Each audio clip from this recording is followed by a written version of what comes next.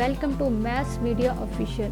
Students, आज हम 9th class mathematics science group के चैप्टर नंबर 1 की एक्सरसाइज नंबर 1.1 का क्वेश्चन नंबर 2 जो है वो देखेंगे। ठीक है, एंड द क्वेश्चन इज कि which of the following matrices are equal, यानी कि यहाँ पे हमारे पास कुछ मैट्रिसेस दिए गए हैं। ठीक है, और हमने ये देखना है कि इनमें से कौन से मैट्रिसेस आपस में इक्वल हैं। ठीक है, तो स्टूडेंट्स, इक्वल मैट्रिसेस की जो डेफिनेशन है उसकी डिटेल्ड वीडियो मैंने पीछे बना दी है। ठीक है, और अगर आपने नहीं देखी तो उसका लिंक जो है वो आपको डिस्क्रिप्शन में भी मिल जाएगा और आई बटन में भी मिल जाएगा, आप जाके गो थ्रू कर सकते हैं। ठीक है, फ़िलहाल के लिए इस क्वेश्चन के सॉल्यूशन के लिए मैं आपको थोड़ा सा रिव्यू दे देती हूँ कि इक्वल मैट्रिसेस क्या होते हैं। ठीक है, तो स्टूडेंट्स, कोई भी दो मैट्रिसेस,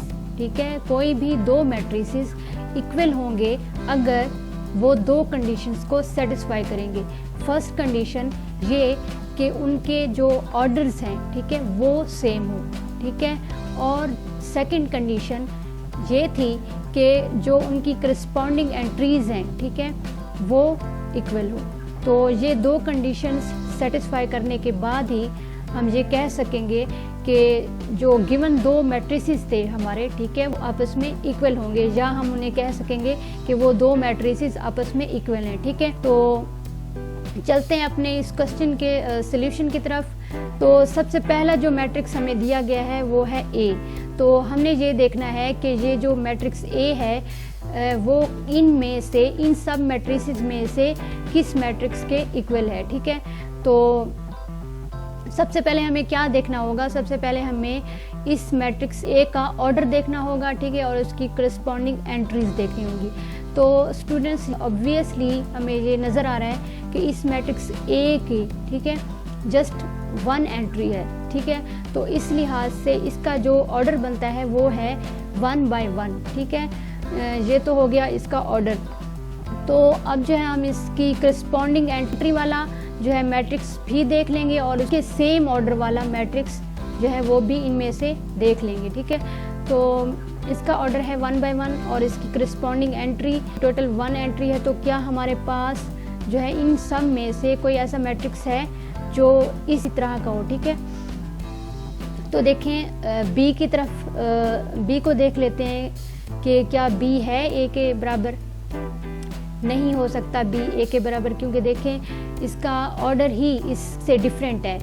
इसका ऑर्डर है 1 by 2। ठीक है, इसको तो फिर हम जो है ना बी को तो जो है ना लेते ही नहीं है इस केस में। तो अब देख लेते हैं सी को। सी को स्टूडेंट्स जब हम देखें तो यहाँ पे 5 - 2 है, यानी कि जो इसकी एंट्री है वो कुछ इस तरह से है कि 5 - 2। तो स्टूडेंट्स यहाँ पे देख लें कि जब हम जो है ना 5 - 2 करते हैं तो क्या आएगा। ऑब्वियसली हमारे पास 5 - 2 का जो आंसर है वो आएगा 3। ठीक है, तो अब जो है हम इसे कुछ इस फॉर्म में लिख सकते हैं, C = 3। ठीक है स्टूडेंट्स, यहाँ पे देखें हमारे पास जो सी मैट्रिक्स है वो आ गया 3, जो कि बिल्कुल एग्जैक्टली ए है। ठीक है, देखिए ए है। ठीक है, क्योंकि इसकी भी एंट्री 1 है और इसकी भी एंट्री 1 ही है, और इसका ऑर्डर 1 by 1, इसका ऑर्डर 1 by 1। ठीक है, करस्पॉन्डिंग एंट्रीज भी जो है वो सेम है, इक्वल है, एंड जो ऑर्डर है वो भी इक्वल है। तो अब जहाँ पे हम जो है ना लिख सकते हैं कि A = C। ठीक है, सो स्टूडेंट्स यहाँ पे देखिए मैंने लिख लिया कि A = C। ठीक है, तो अब जो है हम अपने क्वेश्चन को जो है फर्दर प्रोसीड करते हैं और देखते हैं कि B जो है वो किस मैट्रिक्स के इक्वल है इन सब में से। तो देखें बी का ऑर्डर जो है 1 by 2 है। ठीक है, और इसकी एंट्री करस्पॉन्डिंग एंट्रीज में यहाँ पे जो 1th एंट्री है वो है 3, एंड जो ये वाली एंट्री है यानी 1/2 एंट्री वो है 5। तो अब हम जो है ना इस सब में से देख लेते हैं कि कोई ऐसा मैट्रिक्स है जो बिल्कुल एग्जैक्टली बी ही हो या बी के इक्वल। तो सी को तो पहले हम ऑलरेडी देख चुके हैं, डी डी नहीं है, क्योंकि देखें ऑर्डर तो इसका है 1/2, लेकिन करस्पॉन्डिंग एंट्रीज़ में यहाँ पे 5 है, यहाँ पे 3 है, जबकि हमारे पास यहाँ पे 3 है और यहाँ पे 5 है, तो डी तो नहीं हो सकता। ठीक है, अब मज़ीद आगे देख लेते हैं। ये एफ भी नहीं हो सकता, सॉरी ई भी नहीं हो सकता, एफ भी नहीं हो सकता, जी भी नहीं हो सकता, एच नो। अब जो है देख लेते हैं आई को। ठीक है, देखें आई को अगर हम जो है गौर से देखें इसकी एंट्रीज़ को, तो यहाँ पे है 3। सबसे पहले इसके ऑर्डर को देख लेते हैं। ऑर्डर तो हमारे पास ये देखें साफ जाहिर है, इसका ऑर्डर 1/2 है। ठीक है, और अब जो है इसकी एंट्रीज़ की तरफ आते हैं, करस्पॉन्डिंग एंट्रीज़ की तरफ। तो यहाँ पे क्या है, 3 है, बी में भी यहाँ पे 3 है। ठीक है, अब इसको देख लेते हैं। देखें यहाँ पे 3 + 2 है, तो इसका जो टोटल होगा, यानी कि जब हम इसको ऐड करेंगे तो क्या आएगा, 5 आएगा। ठीक है, तो जो कि बिल्कुल एग्जैक्टली यही वाली वैल्यू है। ठीक है, तो अब जो है हम कह सकते हैं कि बी एंड आई, क्योंकि इनके ऑर्डर्स भी सेम है एंड करस्पॉन्डिंग एंट्रीज भी सेम हो गई, तो बी एंड आई इक्वल हैं। ठीक है, अब जो है ना मैं यहाँ पे लिख लूँगी कि B = I। तो देखिए स्टूडेंट्स, यहाँ पे जो है ना मैंने लिख दिया कि B = I। ठीक है, तो अब हम जो है अपने क्वेश्चन को मज़ीद आगे बढ़ाते हैं। तो C को तो हमने देख लिया था, अब D को देख लेते हैं कि क्या कोई ऐसा मैट्रिक्स है जो इन सब में से जो D के इक्वल हो।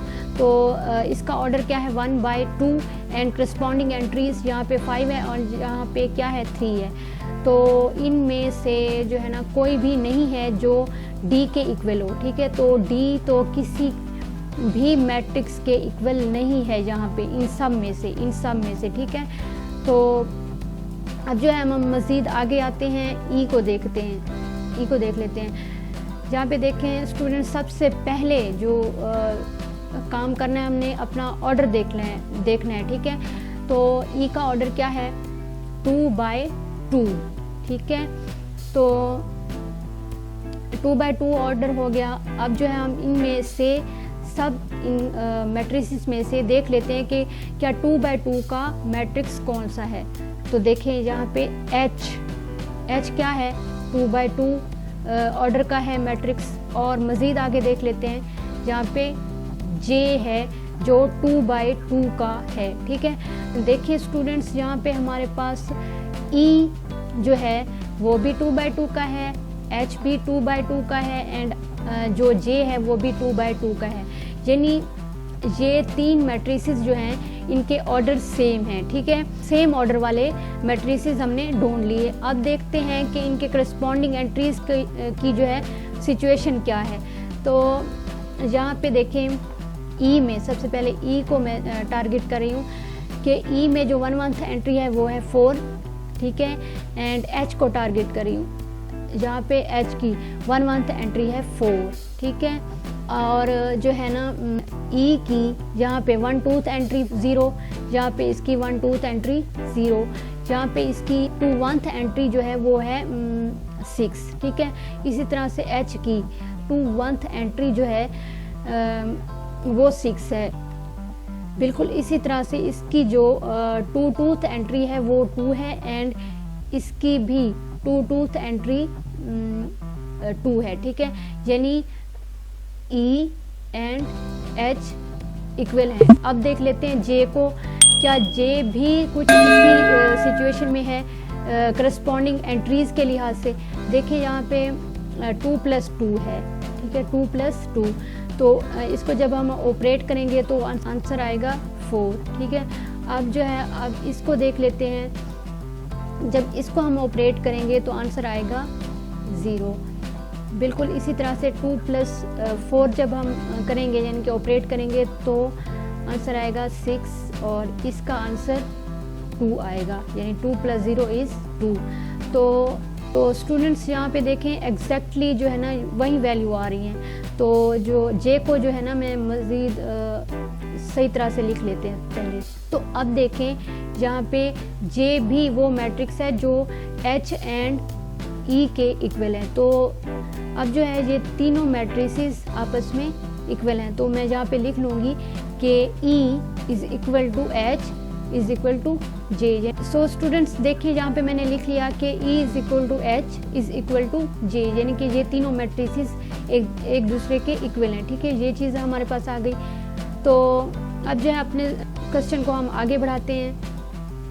स्टूडेंट्स अब तक जो हम काम कर चुके हैं वो है कि हम जो है A B C D E को एंड एच एंड जे को कर चुके हैं, यानी कि इन पे हम काम कर चुके हैं। अब जो है जो अब हमारे पास बाकी बच गए हैं मैट्रिसेस वो हैं एफ, उनमें से एक एफ है और दूसरा क्या है जी। ठीक है, एंड आई के बारे में आई थिंक हाँ हम आई को भी कर चुके हैं। ठीक है, हमारे पास जो है अब ये दो मैट्रिसेस बच चुके हैं एफ एंड जी। तो अब जो है हम इनको देख लेते हैं। सबसे पहले एफ का जो है ना ऑर्डर देख लेते हैं। इसका ऑर्डर है 2/1। ठीक है, 2/1। और इसका जी का भी जो है 2/1 है। ठीक है, 2/1 ऑर्डर। तो इनके ऑर्डर्स तो सेम हो गए। ठीक है, अब जो है सेकंड कंडीशन जो इनकी करस्पॉन्डिंग एंट्रीज वाली थी कि वो भी इक्वल हों, तो वो देख लेते हैं। एफ का तो हमें क्लियर है कि 2 और 6 है, और जी का क्लियर किस तरह से होगा देखें 3 - 1। तो इसको जब हम ऑपरेट करेंगे तो आंसर आएगा 2। बिल्कुल इसी तरह से जब हम इसको ऑपरेट करेंगे 3 + 3 को, तो आंसर आएगा 6। ठीक है, तो अब जो है मैं जी को सही तरह से लिख लेती हूँ। ठीक है, ये हमारा हो गया जी। तो देखें करस्पॉन्डिंग एंट्रीज भी सेम हो गई, क्योंकि देखिए यहाँ पे भी 2 है और यहाँ पे भी 2। बिल्कुल इसी तरह से यहाँ पे 6 है तो यहाँ पे 6। तो इसका मतलब है ये दो जो मैट्रिसेस थे एफ एंड जी, ये दोनों कंडीशंस सेटिस्फाई कर चुके हैं। जैसे कि बाकी ये वाले पहले वाले हमारे मैट्रिसेस कर चुके थे। ठीक है, तो हम यहाँ पे लिख सकेंगे कि एफ इज़ इक्वल टू जी। ठीक है, तो स्टूडेंट्स यहाँ पे देखें मैं लिख चुकी हूँ कि f इज़ इक्वल टू जी। ठीक है, तो इसी के साथ ही हमारा जो क्वेश्चन नंबर 2 था एक्सरसाइज नंबर 1.1 का वो कंप्लीट हो चुका है। ठीक है, तो स्टूडेंट्स ये था आज का लेक्चर। आई होप आपको अच्छा लगा होगा, और अगर अच्छा लगा है तो प्लीज़ लाइक कर दें, शेयर कर दें अपने क्लास फेलोज एंड फ्रेंड्स के साथ, ताकि वो भी इससे फ़ायदा उठा सकें।